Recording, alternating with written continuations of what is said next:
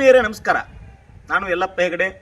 ಇವತ್ತು ನಮ್ಮೂರಿನ ಸರ್ಕಾರಿ ಆಸ್ಪತ್ರೆ ಮುಧೋಳ ತಾಲೂಕಿನ ಮೆಟಗೂರು ಗ್ರಾಮದಲ್ಲಿ ನಿಂತ್ಕೊಂಡು ಕೆಲವು ವಿಷಯಗಳನ್ನು ತಮ್ಮೊಂದಿಗೆ ಹಂಚ್ಕೊಳ್ತಾ ಇದ್ದೀನಿ. ನಮ್ಮೂರಿನ ಸರ್ಕಾರಿ ಆಸ್ಪತ್ರೆ 24x7 ಕಾರ್ಯನಿರ್ವಹಿಸಬೇಕಾಗಿರ್ತಕ್ಕಂಥ ಒಂದು ಸರ್ಕಾರಿ ಆಸ್ಪತ್ರೆ. ಇದು ನಮ್ಮ ಊರಿನ ಅಕ್ಕಪಕ್ಕದ 9 ಹಳ್ಳಿಗೆ ಜನರಿಗೆ ಆರೋಗ್ಯ ಸೇವೆಯನ್ನು ಒದಗಿಸಲಿಕ್ಕೆ ನಿರ್ಮಿಸಲಾಗಿರ್ತಕ್ಕಂಥ ಆಸ್ಪತ್ರೆ. ಈ ಹಿಂದೆ ಇದು 24x7 ಕಾರ್ಯನಿರ್ವಹಿಸ್ತಾ ಇತ್ತು, ಆದರೆ ಈಗ ನಿರ್ವಹಿಸ್ತಾ ಇಲ್ಲ. ಕಾರಣ ಏನಂದ್ರೆ ಇಲ್ಲಿ ಸಿಬ್ಬಂದಿ ಕೊರತೆಯಿಂದಾಗಿ ಈ ಆಸ್ಪತ್ರೆ 24x7 ಕಾರ್ಯನಿರ್ವಹಿಸ್ತಾ ಇಲ್ಲ. ನಮ್ಮ ಕ್ಷೇತ್ರ ಮುಧೋಳ ಮೀಸಲು ಮತಕ್ಷೇತ್ರ.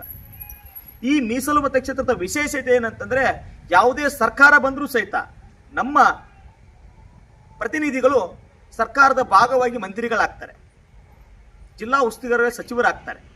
ಅಂತ ಒಂದು ಮತಕ್ಷೇತ್ರದಲ್ಲಿಯೇ ಇವತ್ತು ಸಿಬ್ಬಂದಿಯ ಕೊರತೆ. ಕೇವಲ ಶಾಸಕರಾಗೋದಿಲ್ಲ, ನಮ್ಮ ಜನಪ್ರತಿನಿಧಿಗಳು ಈ ಸರ್ಕಾರದ ಭಾಗ ಆಗ್ತಾರೆ, ಮಂತ್ರಿಗಳಾಗ್ತಾರೆ. ಮಂತ್ರಿಗಳನ್ನು ಹೊಂದಿರತಕ್ಕಂಥ ಮತಕ್ಷೇತ್ರದಲ್ಲಿ ಇವತ್ತು ಸಿಬ್ಬಂದಿಯ ಕೊರತೆ. 24x7 ಕಾರ್ಯನಿರ್ವಹಿಸ್ತಾ ಇಲ್ಲ. ನಾವು ಹಲವಾರು ವಿಚಾರಗಳನ್ನ ತಮ್ಮೊಂದಿಗೆ ಅಂದರೆ, ಈಗ ರಾಜ್ಯದಲ್ಲಿ ವಿವಿಧ ಸಂಘಟನೆಗಳು, ವಿವಿಧ ಮುಖಂಡರು, ಕೇಂದ್ರ ಮತ್ತು ರಾಜ್ಯ ಸರ್ಕಾರಗಳು ಖಾಲಿ ಇರತಕ್ಕಂಥ ಹುದ್ದೆಗಳನ್ನು ನೇಮಕಾತಿ ಮಾಡಿಕೊಳ್ಳಬೇಕಂದ್ರೆ ಆಗ್ರಹಿಸಿ ಹಲವಾರು ಪ್ರತಿಭಟನೆಗಳಾಗಿವೆ. ಕೇಂದ್ರದಲ್ಲಿ ಸುಮಾರು 10 ಲಕ್ಷ ಹುದ್ದೆಗಳು ಖಾಲಿ ಇದ್ದಾವೆ, ರಾಜ್ಯದಲ್ಲಿ 7,84,000 ಹುದ್ದೆಗಳು ಖಾಲಿ ಇದ್ದಾವೆ.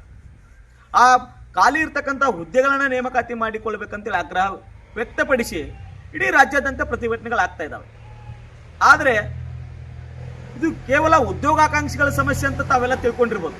ನಾವು ಸಹಿತ ಡಿಸೆಂಬರ್ 1ರಂದು ಧಾರವಾಡ ಚಲೋ ಅಂತಕ್ಕಂಥ ಬೃಹತ್ ಪ್ರತಿಭಟನಾ ರ್ಯಾಲಿ ಮುಖಾಂತರ ಸರ್ಕಾರವನ್ನು ಆಗ್ರಹಿಸಿದ್ವಿ.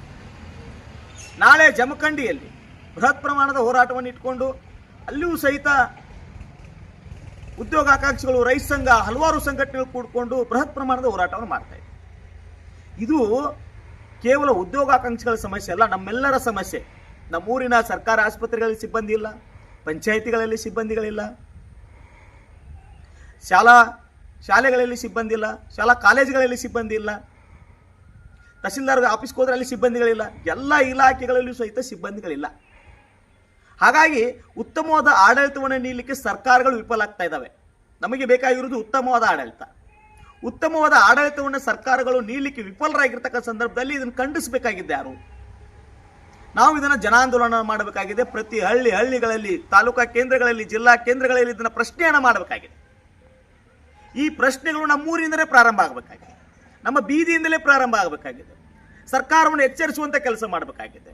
ಉತ್ತಮ ಆಡಳಿತ ನೀಡಲಿಕ್ಕೆ ವಿಫಲರಾಗಿರ್ತಕ್ಕಂಥ ಯಾವುದೇ ಸರ್ಕಾರ ಇರ್ಬೋದು, ಆ ಸರ್ಕಾರವನ್ನ ಎಚ್ಚರಿಸುವಂತ ಕೆಲಸವನ್ನು ನಾವು ಮಾಡಬೇಕಾಗಿದೆ. ಹಾಗಾಗಿ ಬಂಧುಗಳೇ, ನಾವೆಲ್ಲರೂ ಸಹಿತ ಜನಾಂದೋಲನಕ್ಕೆ ಸಿದ್ಧರಾಗಬೇಕಾಗಿದೆ. ಈ ಒಂದು ಚಳವಳಿ ಇಲ್ಲಿಗೆ ನಿಲ್ಲಬಾರದು. ಪ್ರತಿ ಹಂತದಲ್ಲಿ ಇದೊಂದು ದೊಡ್ಡ ಪ್ರಮಾಣದಲ್ಲಿ ಆಗಲಿಕ್ಕೆ ನಾವೆಲ್ಲ ಪ್ರಯತ್ನವನ್ನು ಮಾಡಬೇಕಾಗಿದೆ. ಹಾಗಾಗಿ ಇನ್ನೊಂದು, ನಾವೇನು ಇವತ್ತೇ ಇಲ್ಲಿ ಬಂದಿದ್ದೀವಾ? ಇಲ್ಲ, ಈಗಾಗಲೇ ಇಲ್ಲಿ ಹಲವಾರು ಮನವಿಗಳನ್ನು ಕೊಟ್ಟಿದ್ದೀವಿ, ಪ್ರತಿಭಟನೆಗಳನ್ನ ಮಾಡಿದ್ದೀವಿ, DH ಅವ್ರಿಗೆ ಹೇಳಿದ್ದೀವಿ, TH ಅವ್ರಿಗೆ ಹೇಳಿದ್ದೀವಿ, ನಮ್ಮ ಉಸ್ತುವಾರಿ ಮಂತ್ರಿಗಳಿಗೆ ಹೇಳಿದ್ದೀವಿ, ನಮ್ಮ ಶಾಸಕರಿಗೆ ಹೇಳಿದ್ದೀವಿ. ಆದರೂ ಸಹಿತ ಸಿಬ್ಬಂದಿಗಳಿಲ್ಲ.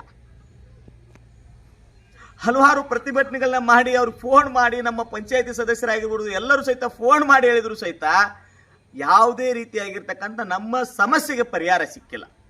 ಕಾರಣ ಅದಕ್ಕೆ ವ್ಯವಸ್ಥೆ ಮತ್ತು ಸರ್ಕಾರ. ಹಾಗಾಗಿ ಈ ವ್ಯವಸ್ಥೆ ಮತ್ತು ಸರ್ಕಾರವನ್ನ, ನೀತಿಗಳನ್ನು ನಾವು ಖಂಡಿಸಬೇಕಂತ ತಮ್ಮೆಲ್ಲರಲ್ಲೂ ಮನವಿ ಮಾಡ್ತಾ ಇದ್ದೀವಿ. ಪಾಪ ಪುಣ್ಯದ ಮಥನವೋ, ನೀತಿ ತತ್ವದ ಕಥನವೋ, ಬಲಾಬಲಗಳ ಘೋರ ಕದನವೋ, ಪ್ರೇಮ ಕಾಮದ ಸದನವೋ, ರಾಗ ದ್ವೇಷದ ದೋಷವೋ, ಜನ್ಮ ಜನ್ಮದ ಪಾಶವೋ.